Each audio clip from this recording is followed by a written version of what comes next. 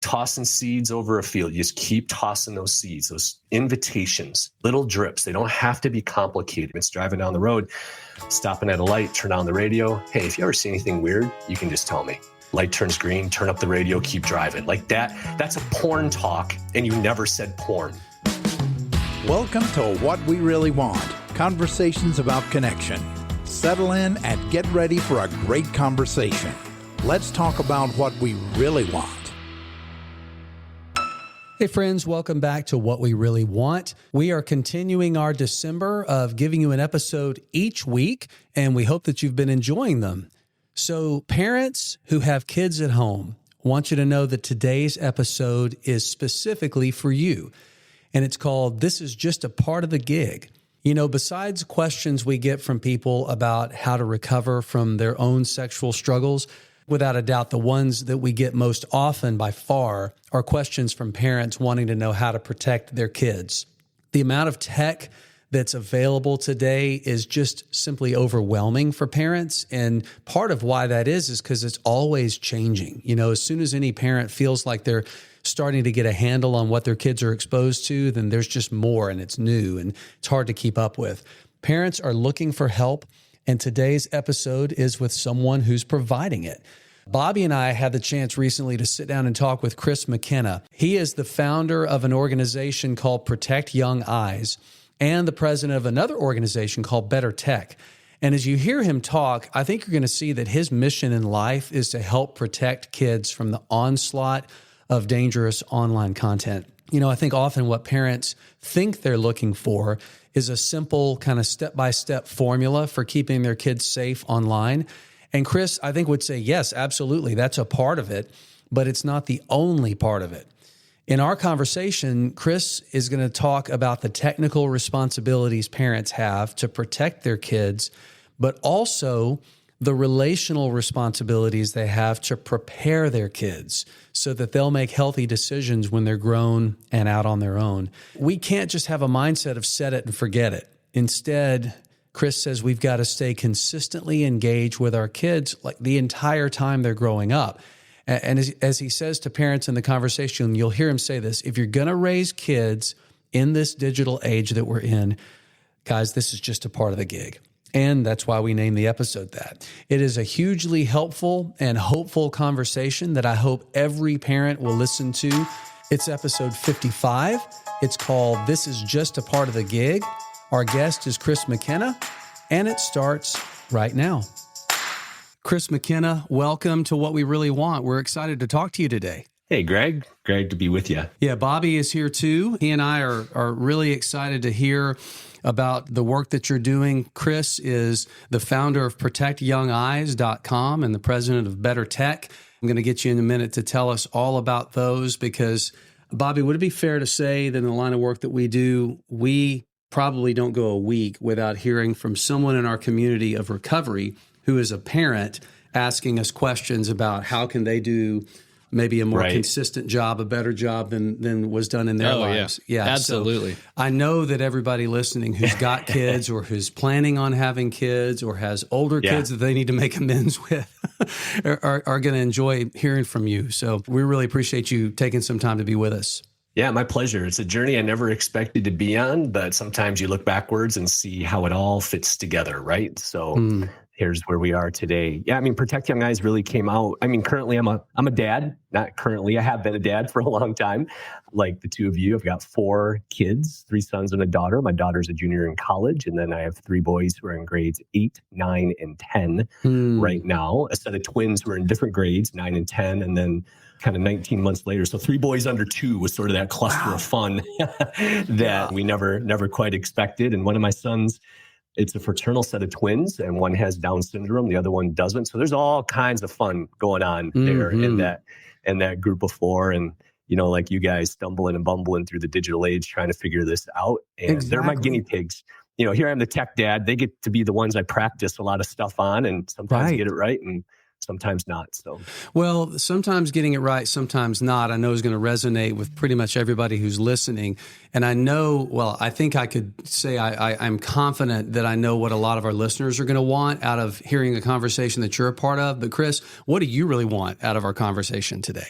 Well, I think that there's a lot of really practical things that awesome parents can do. You don't need a computer science degree. You don't need a high level of digital IQ. In fact, that's what I come from, right? I'm a CPA by background who the Lord called into student ministry. So I went from 12 years in corporate America, then to 7 years in youth ministry, leading a large junior high ministry. When I watched Just Put Technology in Kids' Pockets, that's sort of the genesis story of Protect Young Eyes, as I watched iPhone 5s hand me down from parents become this prized possession. I had boxes full of Bibles and coats that kids left at youth group, but they never left me their new iPhone. It was their prized possession, right? And so I watched that. And as a man who, as a young boy, was exposed to pornography and then struggled with compulsive use as an adult, and then kicked that monster out of my life through Christ and accountability, then I watched Just Put that monster back in kids' pockets. So there was this unsettling in me that led to the creation of Protect Young Eyes to prevent more 12-year-olds from becoming me, to be honest. So that's kind of how we got to today, and practical things. And I think that's in an overwhelming, constantly faster than ever changing digital world. There truly are things before the weekend, whenever you're listening to this or whatever, real practical things that all of us can do in different layers to create protection around our kids. And so I hope that those listening walk away with that empowerment of, hey, I can do this, this, and this, and I'm going to take a significant step toward protecting and preparing. It's not just bubble wrap, because we don't control all the digital doorways. Our kids need to be prepared for certain encounters with friends and others. And I think there's things we can do. We can make some headway there.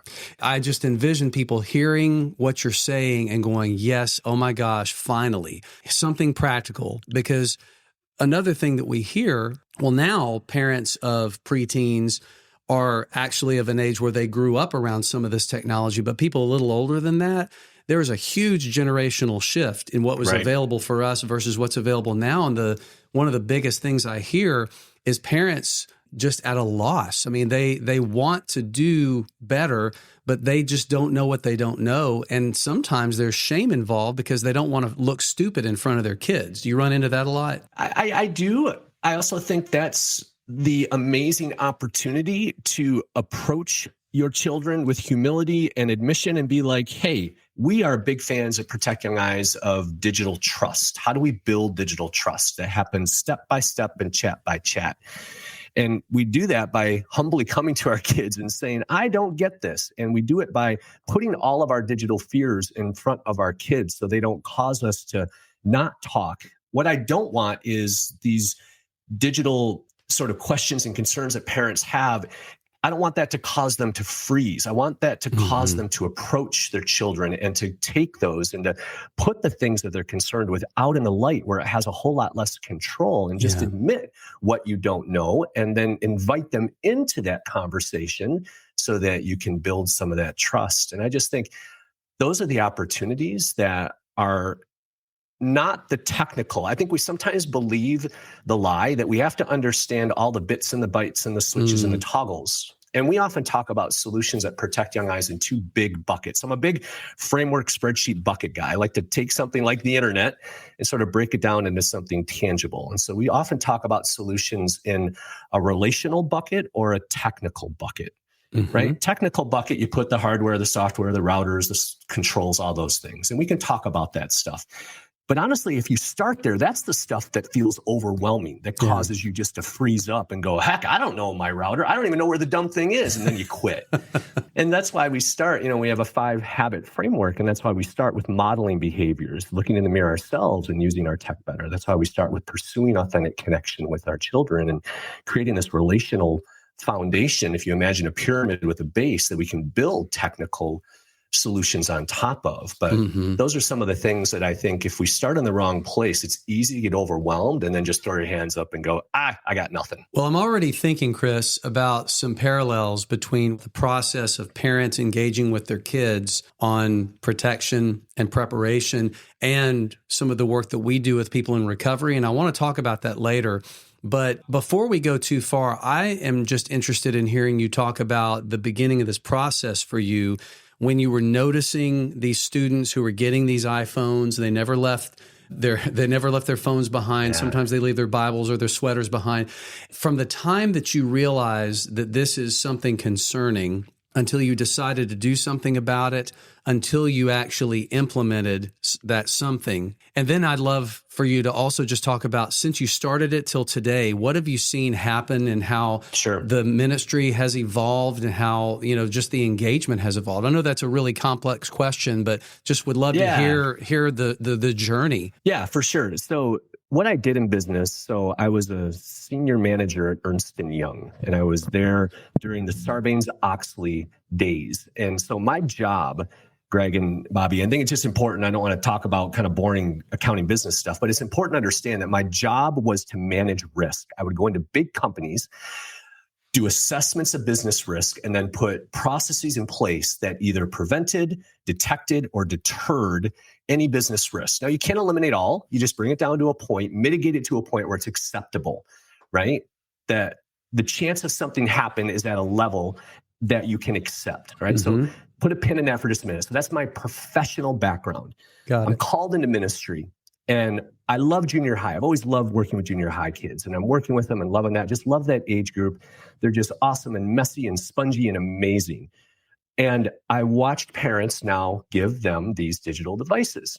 Now, keep in mind, what has happened sort of in the background 5 or 6 years before that is I had looked at the monster of pornography in the eye, had seen its destructive force. It almost destroyed our marriage, had come out of that barely, with all the tools I had barely as an adult.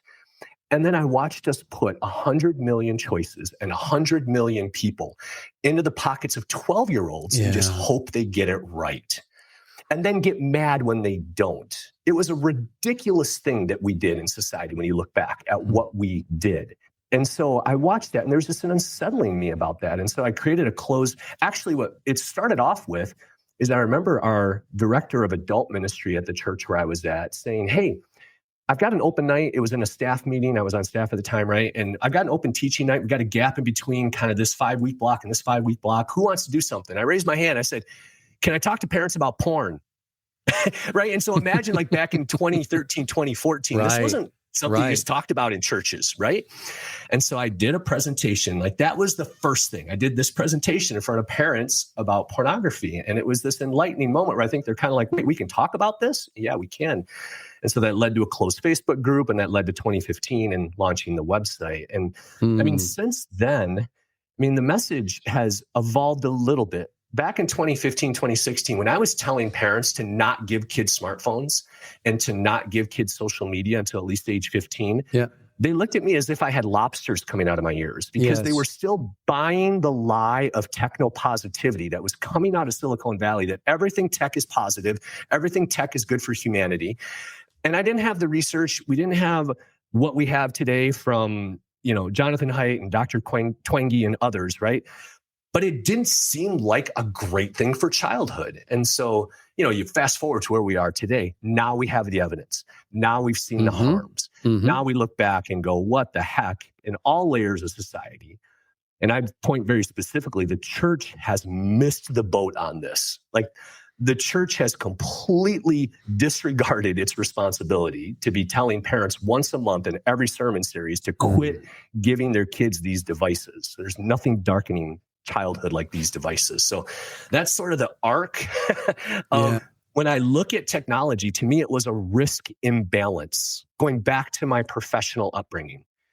And we inserted an inordinate amount of risk into the lives of children without appropriate mitigations. So my job has been to implement practical mitigations, teach practical ways in which parents can bring that risk of egregious digital harm.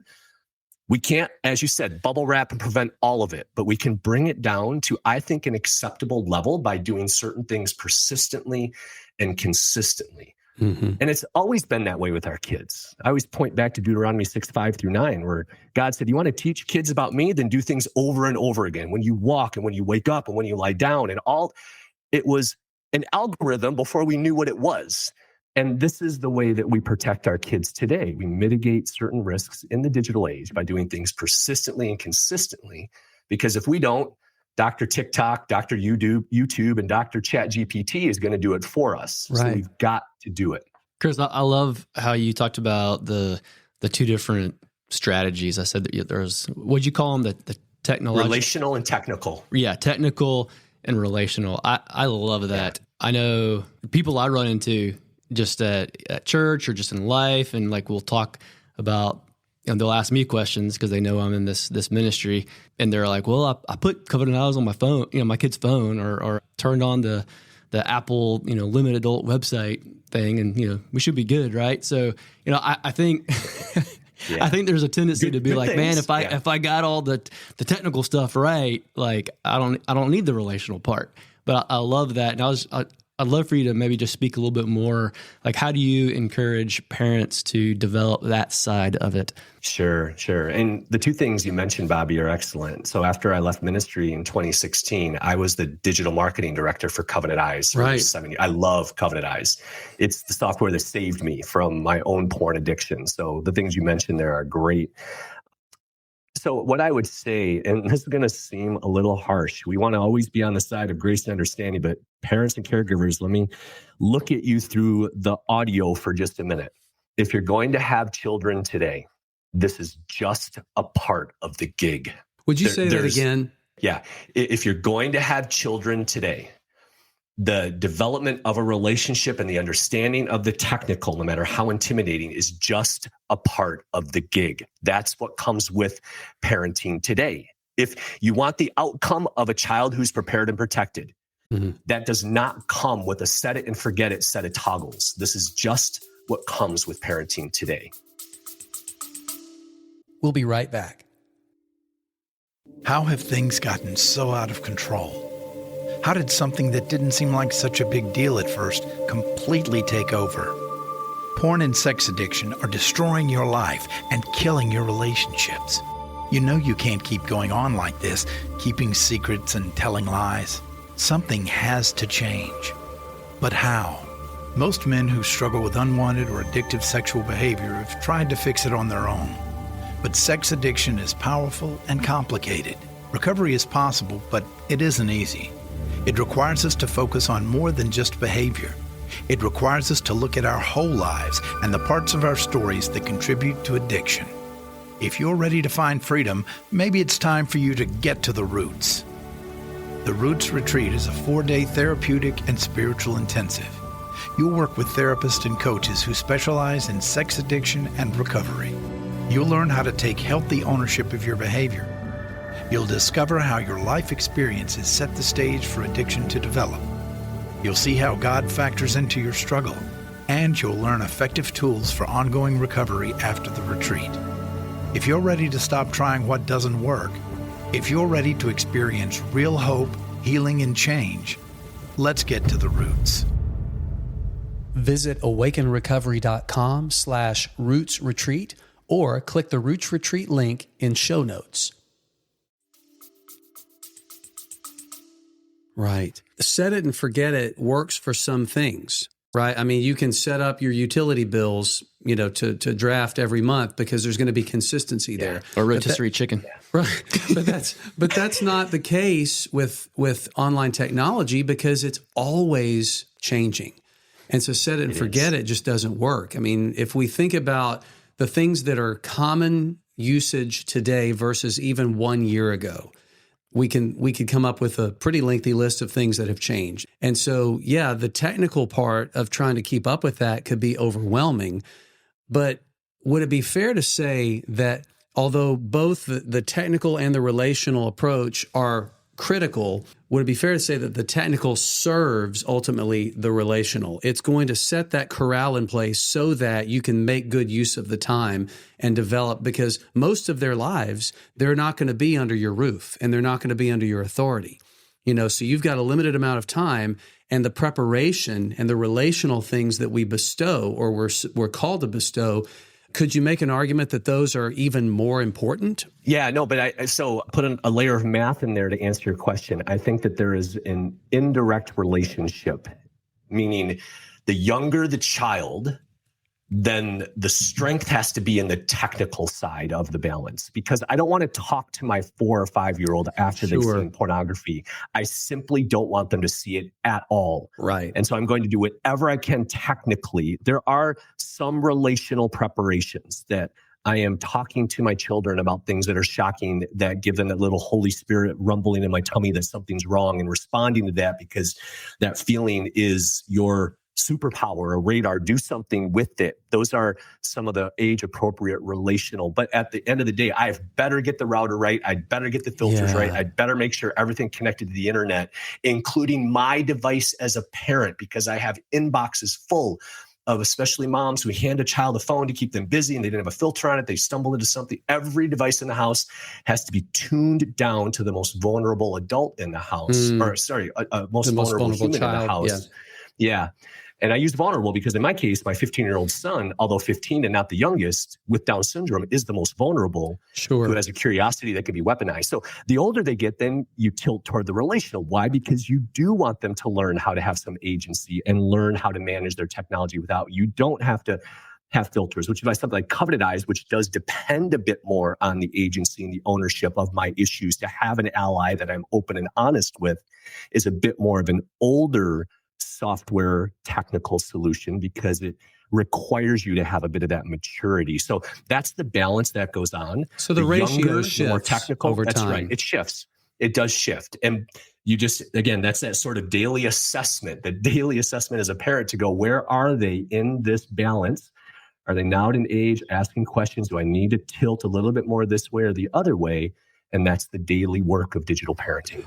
Well, that makes a lot of sense. I mean, as your kids are getting to the point of late in high school, they're going to be going off to college soon, you're taking some of the governors off to teach them how to responsibly steward more freedom with technology. Because earlier, when they had less freedom with technology, you were utilizing those as opportunities to get them ready for that. I'm just even thinking about, like, in those early days that you described, where the priority, lock it down, get it safe, protect them as much as you can. Like, even joining forces with other great resources out there. Like, I think when parents ask me, 2 websites I give right off the bat are Protect Young Eyes and Defend Young Minds. You know, and the work that Kristen Jensen is doing with Good Pictures, Bad Pictures, and some of those other resources. Because you rightly said, you're not going to sit down with your 4-year-old and explicitly talk about what pornography is. But you can have age-appropriate ways of talking about, you know, bad things or bad pictures on the internet, and teaching them what to do, not if they see them, but when they see them. Yeah, that's right. And I want to just touch on something because of us talking about pornography right now. And I think this is especially true in faith-based settings. I don't exclusively speak in faith-based settings, but quite a few of them are. You know, a lot of Christian parents get the porn thing right. We know that's a problem. And we address that, talk about that, and deal with that. Mm-hmm. What most Christian parents underestimate is the list of 100 other mature things that I don't want a child to experience. And this is why we completely underestimate an application like YouTube. If we think that YouTube, right, in restricted mode has kept porn away from them, that's probably true. But there are so many other things that I do not want a child to experience, right? Let's use a recent experience, right, happened with Charlie Kirk. That's not pornography. But how many elementary and middle school children were instantly, through an algorithm, exposed to a horrific video that they didn't choose, that just popped up, right? An unsimulated video of a person being murdered. That's right. And not there wasn't a porn filter that was going to stop that, right? That's an algorithmic preference based on what people were clicking on. And so we've written a post called Too Much Too Soon. There's all kinds of things related to money and divorce and relationships and situations and stress and fights and violence, especially with the boys. If an application knows that there are boys using it, violence is going to be pushed into their feed because they know that's what's going to create some curiosity. These are the other things that I think we completely underestimate in terms of its impact on the psyche and mental well-being of a child. Mm-hmm. I'm thinking more about just various experiences with vulnerability among our kids. And you said we're talking about porn, but there's so many other things that we don't want them seeing. I'm just thinking about how tragic and how destructive cyberbullying is. And, if you talked about delaying our kids' experience with social media, and it seems to me like keeping up with appearances, keeping up with what culture tells you is beauty, but also just direct cyberbullying. I mean, we're reading stories all the time about young people falling into depression, in many cases taking their own lives because they got into social media unprepared, too young, and just the bullying was incessant. Well, and now because we talk about the things we say in our talks that we do with students. And so we talk about the things we say, the things we share, the things we see, and the things we stand for. Those are sort of the 4 categories that we prepare kids for when we talk to kids 6 through 12, grades 6 through 12. But on that so yes, we have the things that we are saying digitally. It could be through text, it could be through comments, it could be through cyberbullying. But now we've added to our presentations, what is it that AI is saying to us through AI companions, that other direction. It's not us to the tech, it's the tech to us. And it's not bullying, but there's like coercion and other ways that we've seen young people who have died by suicide as a result of interacting with an AI chatbot that didn't stop them, that encouraged them, that when a young man named Adam was talking about what should I do with this noose, should I show my parents, it told him not to. These sorts of tech to us interactions now in terms of the conversations. It's this whole new realm that, yes, bullying, but kind of expand that to just digital interactions that we need to prepare our kids for and we need to guard them against at the same time. Yeah, because with a standard web search, we know that they're often getting bad information.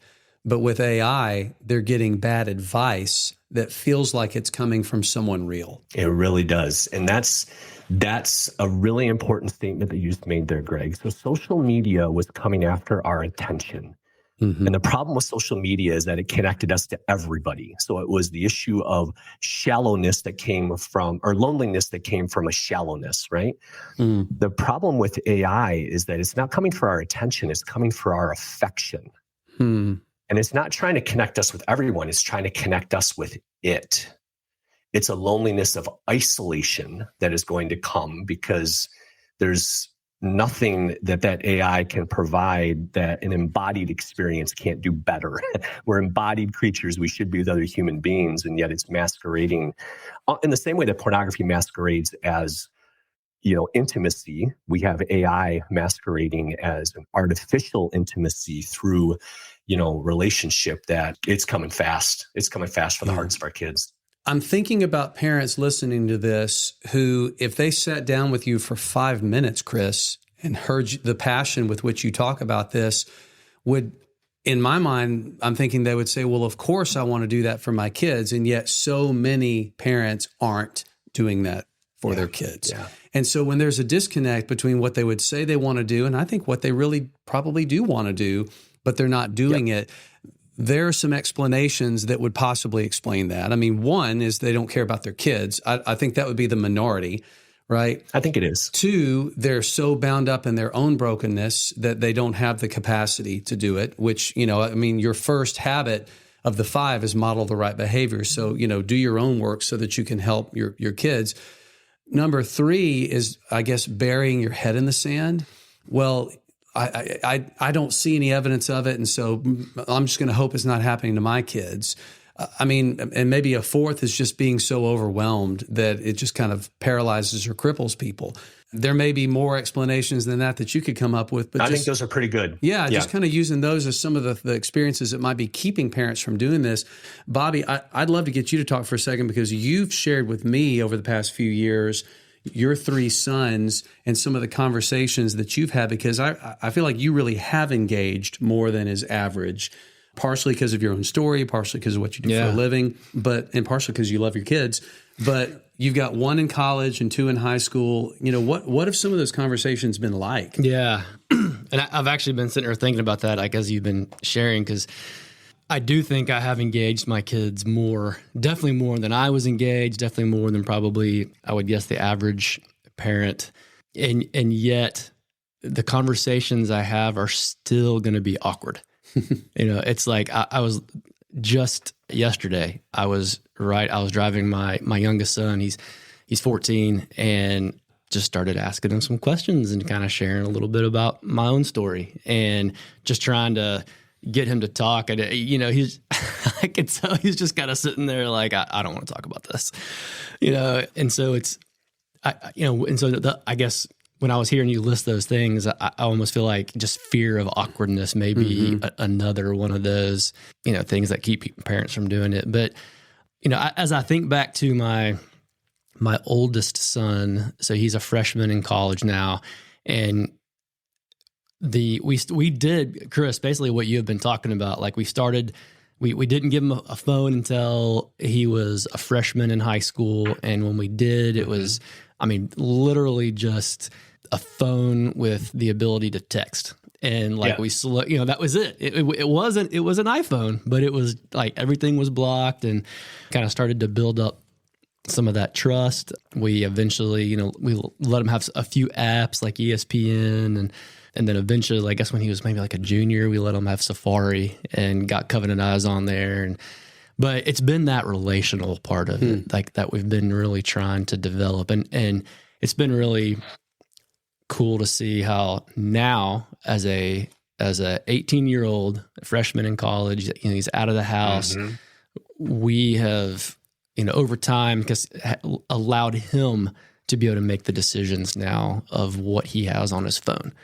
But the conversation is still there. Like we're still having conversations with him. He still has Covenant Eyes on there, and I'll talk to him about stuff. But where's the awkwardness level now compared to when you started? Oh man, with him, it's barely awkward at all. There's still a little bit there, but talking to him compared to my 14-year-old, it's a world of a difference. And so it's just been cool to see how we've been able to keep that conversation going with him. And now we've, I guess, empowered him or invited him to make those decisions, like what's blocked, what's not. Like he actually, and he never had social media. And I remember talking about it with him when he was like still in high school, and he was like, I don't miss it. He's like, I know that may be that may be a gender thing. I feel like girls are probably a little more to feel like they're missing out on social media. But with my son, like, because he never had it, he was just like, I don't care about it. And he actually now has to get it for his major. And so that was kind of an interesting so he has to get Instagram. 18-year-old reluctantly using social media. He's reluctantly using social media because he has to for school. How many stories do you hear like that, Chris, of people who saw the flip-flop? You talked about the ratio of what the focus is changing, but parents who have stayed in it and went ahead and engaged when it was awkward and are seeing, like, how long does it typically take to see the payoff and just how our kids benefit from us doing some things that they're not going to love at first? So I'm really glad for that question, Greg. I want to press into that word awkward for a minute that you shared, Bobby. I think it's really important. I think the payoff can, be quick and long. And I want to kind of share a little bit of both. So after one of my parent presentations, I had a mom come up to me, Bobby, and she said, "You know what, Chris, we took your advice." She had seen other things that we had done. And she said, "Yeah, I was literally in the kitchen stirring soup. My back was to the kids. And when they get their homework done, they're usually kind of hanging out in the kitchen around me. It's sort of a place of gathering. And I was stirring soup, and I just sort of said out loud, 'Hey, if you guys ever see anything that makes you uncomfortable, anything that's sort of weird or crazy, I just want you to know you can tell me.' And that's it." And she just kept stirring soup, right? They didn't applaud. She didn't have a PowerPoint. She didn't have research. She was just stirring soup. Yeah. And she kept the story going. And she says, "Chris, fast forward 3 weeks. She was tucking her 12-year-old daughter into bed who heard this while mom was in the kitchen stirring soup." And, those are key times. I talk about car time, meal time, together time, and bedtime. Those are prime times where you're just looking and listening and being observant and those captive audience moments, right? And I've always been the bedtime parent, so the rest of this mom's story resonated with me. And she said, "I got up to leave, and my daughter said, Mom, wait, you said I could tell you anything, right? Wow. And her daughter had seen something on the Chromebook, and all Mom did while stirring soup was crack open a door that said, you can land safely and softly with me. And so, like tossing seeds over a field, you just keep tossing those seeds, those invitations. Yeah. Little drips. They don't have to be complicated. You drip them throughout their lives. During that car time, meal time, together time, it's driving down the road, stopping at a light, turn on the radio. Hey, if you ever see anything weird, you can just tell me. Light turns green, turn up the radio, keep driving. Like that. That's a porn talk, and you never said porn. I think, Chris, that is so important, because I think that if we're talking about polar opposites of the spectrum, if one of them is never say anything, then the other is like force or coerce these just tooth pulling conversations. Like, have you ever, no, tell me, and just like feeling like they're in the Spanish Inquisition. And what you're talking about is setting a table. What we as parents can do is we can set the table, but no matter how much we may think that we can control our kids' behavior, we have far less control than we think we do. We can't make them sit down and take up that invitation. But the story that you told about the soup stirring mom, I'm just thinking that from the time she said that, and how long later did you say it was that her daughter asked her about it? It was a couple of weeks, 2 to 3 weeks. So I'm just picturing for 2 weeks, her daughter is remembering that, replaying it, and doing the calculus to decide whether or not she believes that it will be as safe as Mom said. But when she was ready, she said something. And I think that's something that parents need to grab onto, is that it can be very time delayed. Yep, you're exactly right. That's you don't know when. We just have to keep doing our part. I sometimes say, for the things that you want your kids to know about technology or things you want them to do, say it so often they're rolling their eyes and finishing your sentences. Like that to me is the divine algorithm that God sets up for us in Deuteronomy 6:5-9, where he says, do it here and there and here and there and here and there. It's like, I want them to be a bit annoyed that you're saying it again.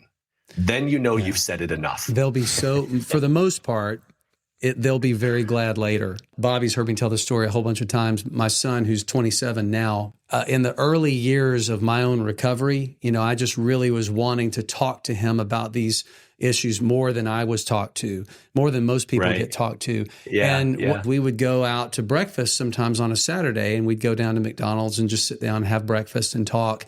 And one Saturday morning I said, hey, buddy, you want to go down to McDonald's? He goes, as long as we don't have to talk about masturbation. And I'm like, deal. That's awesome. We'll just eat our McGriddles and we'll talk about something else. But something else. Yeah. But we had talked about it enough times to where he knew if that was something that he needed to talk about, it was not taboo. That's perfect. That is a prime story. I love it. So I'm looking right now at your website, and I'm looking at the 5 habits of a tech-ready home, and they make all the sense in the world. I'd love to just read them and have you talk about them a little bit. And then with the time we have left, I'd love for you to tell parents about some of the resources and helps and tools that they can find at Protect Young Eyes, and then get you to talk a little bit about better tech. But the 5 habits are: model the right behaviors, pursue authentic connection, encourage work and play, delay all addictive tech, and diligently prevent harm. And we hook a lot of those are high level principles that we hook a lot of real practical implementations to, right? So you take model the right behaviors. We ask parents to enjoy the sweetness of doing nothing, showing our children the sweetness of doing nothing. That means we don't check our phone at the stoplight. That means we don't always go through the self-checkout. We actually go through the checkout where there's a teenager that you can talk to while they're checking you out with your groceries to show them human-to-human connection. Micro moves that we can make as parents to show them the power of interacting with other human beings. We have to do that ourselves. Little things, not massive life change, just little things. Quit taking your phone into the bathroom, mom and dad, that kind of stuff, okay?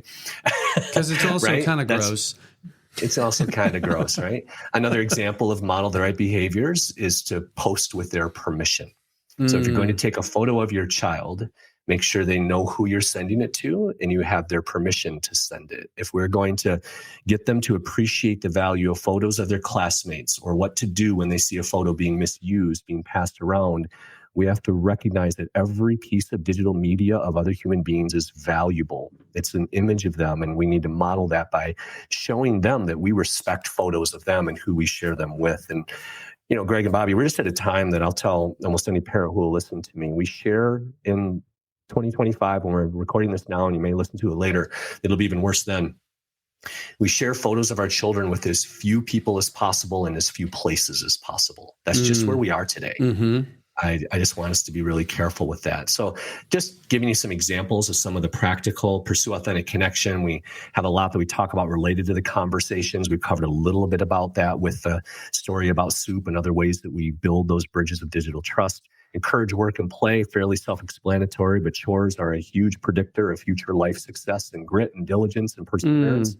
And then the delay and addictive, this is not anti-tech. We're all about delay is the way, which is a slow tech strategy, not a no tech strategy. So my 15-year-old son, you were talking about your son not having social media, Bobby, until now forced to have it in college. But, my 15-year-old doesn't, but he knows how to code in Python. Like he's a techie kid who doesn't have addictive algorithmic technologies in his life. It's productive. Right? And that also means, though, that we have to tap into the power of collective action, which is on us, meaning that if I also want him to be somewhat connected to his friends, I, as the parent, have to do the hard work of reaching out to parents of his friends to define what communication looks like, that it's not going to be exclusively through social media, that there's going to be this group text that they maintain as friends as a way to stay in touch. That's my hard work as a parent to allow him to stay connected without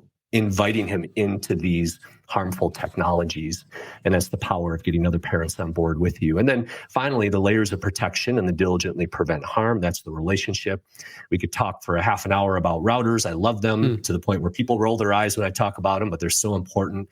And then what we have at the device layer by having phones like Gab and Bark and software on devices. We talked about Covenant Eyes and others that are so critical. And we then get out of location as another layer. We don't want kids using devices in certain places like bedrooms, bathrooms, buses, right? These kinds of places. And then the final layer is the app layer, right? YouTube has controls, Snapchat has controls. They all suck, but we use them. That's why they're at the top of the pyramid and not the bottom where relationships are. So that's how we prevent the harm, is with multiple layers of protection. So you can see, you just got like a 90-minute presentation that we give to parents in 90 seconds. Try to boil it down to the practical from the principle so that parents can do those things before the weekend. That's it makes me want more. I mean, it makes me, because I'm realizing some of the things you said, these 5 habits, there's a very overlapping Venn diagram that I'm seeing in my brain, because some of them have a lot to do with each other. I mean, you talk about model right behaviors, but pursuing, and you use the example of not using the self-checkout, but going to the one where you can actually talk to a human. That's also a form of pursuing authentic connection, and so in doing one, you're doing the other. And I bet you at the beginning of a conversation about digital protection and safety and integrity, how many people are going to think about, don't use the self-checkout? I mean, just things that are connected and are part of a bigger picture. Those are the things that I think parents are hungry for, and many don't have the capacity to think of and make those connections on their own. And so that's why it's such a blessing when somebody like you and an organization like yours has done a lot of the heavy lifting prep work for them. Well, I appreciate that, and praise God. So I've actually written a book that will come out in 2026 that covers all of those habits in great detail. And so I hope that parents will be able to check that out and use that as a guide for them going forward. That's exciting. When in 26 is it going to hit? June of 26, just in time for summer reading. So. Oh, that's fantastic. Well, we won't hold your episode until then, but we'll make sure to mention it again when it comes out. That's great, yeah. Chris, real quick, as I hear you list out these things on the website that we were looking at and just talking about, the healthy habits that parents can develop in the home, what would you say? Maybe there's somebody listening right now and is like, man, I have not been doing that, and I got teenagers now, and they've had phones for a while, and they're doing all the things that I'm sitting there going, oh my gosh, like this is overwhelming. How do I start to do it now? What would you say to a parent that's in that position? Yeah. There's, 3 types of parents probably listening to this. Those that are still in front of it, where when I say delay is the way, you're like, yes, I'll keep doing that. And I would say, yes, hold the line. You have other parents who are in a spot where technology is being destructive in some ways. You actually have to just take it away fully. That's a whole different situation. And we have a sort of a system to detox in that way. But what you're talking about is even what I'd call my kid has had social media for 2 or 3 years and I'm not going to take it away. Is there anything I can do to still take care of some of the things that you're talking about? So what I'll point back toward, Bobby, is my example of risk. If you've said yes, you're not going to take it away. You have to recognize that you've said yes to a certain amount of risk in the life of your child. If that is true, then what you have to do is do certain ridiculous things to mitigate that risk. And I'm using the word ridiculous in very intentional ways. That means you have to become ridiculously frequent in the conversations you have about things. You have to be ridiculously direct by looking at that 15-year-old son who's had social media for 2 or 3 years. And maybe at night when he's listening and just a little more open, as a dad, you put your hand behind his head and look at him and say, hey, son, there are people out there that are going to try to come after you. Have you heard of sextortion? AI can now make anybody look like anybody. If you ever find yourself in the middle of the night, in the middle of trouble, and you just don't know what to do, you can come to me. That is a ridiculously direct. I mean, you could go as far, and I'll say something a little offensive on your podcast for a minute, but I want his attention. You just look at that boy and say, dude, let's agree right now, father and son, that you're never going to take a picture of your penis and send it to somebody else. Right. Get his attention, have that direct conversation. That's what I mean by ridiculous, not in an offensive way, but these are the things that mitigate risk in the middle of a yes, to elevate the relational side of things in a way that I think you bring the risk down where it's acceptable, even though they've had it for a couple of years. So can I see your example and raise it to say, let's agree you're never going to take a picture of your penis and send it to anyone. But if you ever do, and then you find that the person that you sent it to is extorting you now, then I want you to hear me saying, you can come to me. I won't shame you. I won't reject you. We will get through it, because there are young boys who are taking their own lives because they think that there's no way out. And so take the steps and have the conversations with ridiculous specificity to try to encourage prevention, but also say there's no distance you can go that there's no way back. You can always come back. Love it. Yep, absolutely. That's what, if you're going to say yes, that's just what comes with it. I mean, if you don't, you just have to know that the risk hangs out up here and I'm friends with the DeMay family. I talk to John all the time, the father of Jordan DeMay, the young man here from Michigan who died by suicide through Instagram. Horrible story, but that is real. That's real stuff. So yeah, great example. Scrolling through your website, you've got a lot that parents can get for free. I'm just looking through your free downloads page. You can download PDFs with step-by-step guides for my kid sent a nude, my kid received a nude, my kid is being sextorted, social media readiness, Snapchat setup guides, smartphone readiness. I mean, I could keep going. There's so many of them, and those are free. But then even the 5 habits you've developed into a course for parents. And this is the stuff that you speak on. They can get the entire course for $200. They can. I mean, I've been told I give away too much, but that's okay. I'm good with that. We've been told that too. Yeah. That's the missional side of all of us here. And so, and that's where, there's levels of help here. If you're big on self-help, I think you can see that between our app guides, our device setup guides. If you want to self-help your way through stuff, awesome. If you want to go just even one step above that, but below the course, for $12 a month, we have a subscription tech support community. Think of Geek Squad-like support called The Table. You used The Table as an example earlier, where I've hired a woman who's super technical, a stay-at-home mom who homeschools but has all this awesome knowledge about technology, who is my community manager, who will then walk parents through some of this stuff to set up their router, to have the conversations. I call that kind of step 2. And then, if you want to go through the whole course, which is what we do live in our talks around the country. So, kind of pick your spot. We want to meet parents, wherever they're at with whatever confidence they have. So amazing. As we get ready to wrap up, Chris, sometimes at this point in the conversation, I ask the guests, okay, is there one more thing you want to make sure people hear? I can't imagine that there's anything important that you haven't already said because it's all been so critical. But maybe let me put it this way. If all the stuff that we've been talking about for the last 45 minutes or so is just feeling at this point overwhelming, that's not the intent, because especially in the last few minutes, we've tried to present like, hey, here's a place where you can go and make it less complicated. But say for people who are feeling overwhelmed, maybe going back to the way you answered Bobby's question, but again, for the parent who's getting flooded, how would you talk them off the ledge and say, here's the next right thing?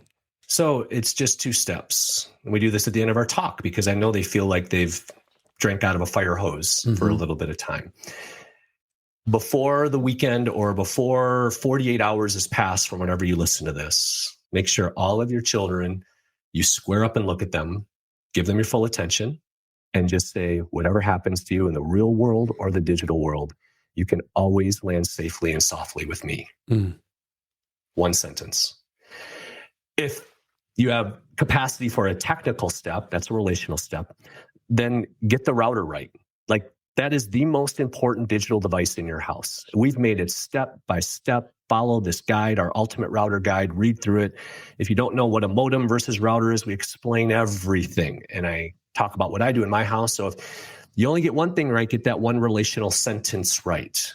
Yeah. And then say it so often they're annoyed. If you need one technical thing, that's the one technical thing to do if you still have energy for it. And if you don't feel like you've got the expertise or the capacity, but you want to do it, if you have a church that or are connected to a Christian school that's got an IT person, call that person and say, hey, can you help me come and do this to my router? Because it needs to be done and I don't know how to do it. I mean, ask for help on that kind of thing.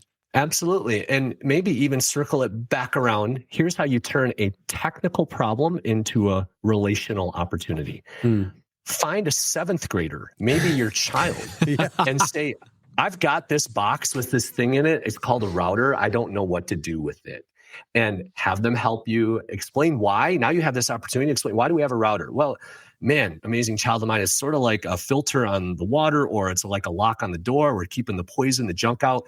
This is for all of us. It's not just you. Dad doesn't want to see this junk either, right? And then when they walk away, change the password. But you've had this opportunity to create digital trust relationally through this confusing technical thing that they figured out for you.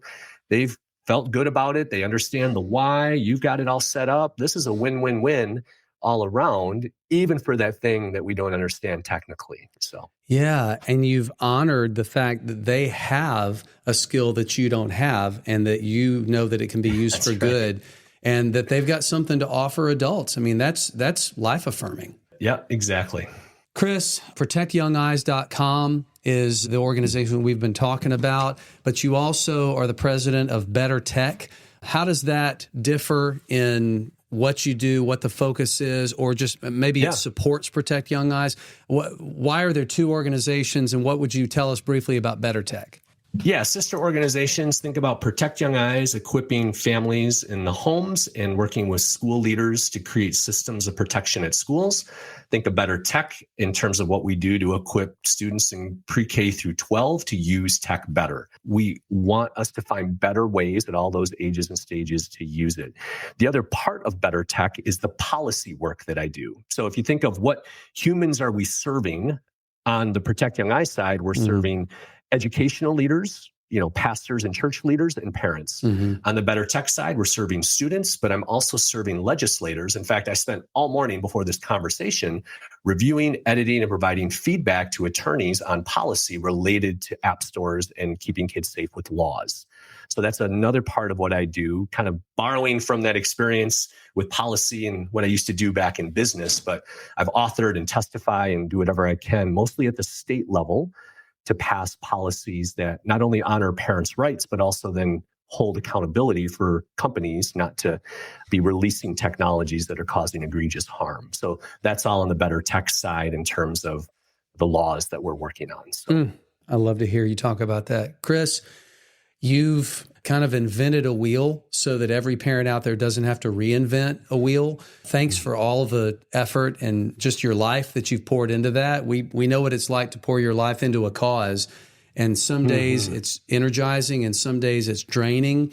And so, yeah, just accept our gratitude for what you do. I mean, as parents, and I'm a grandparent, of a kid who's almost 4, I'm really thankful to see the fruit of work like yours showing up in the lives of people that I love and care about. So thanks so much for doing what you do. Well, thank you both. I've loved this conversation. And for those listening, just come our way. Don't wait another day if you're worried about something. We'll do our best to help. Chris, thanks for talking to us. Thanks, Chris. Yeah, really appreciate your time. My pleasure. We'd love to hear from you. If you have questions, feedback, topics you'd like to hear us talk about on the show, click the Send Us a Message link in the show notes of any episode.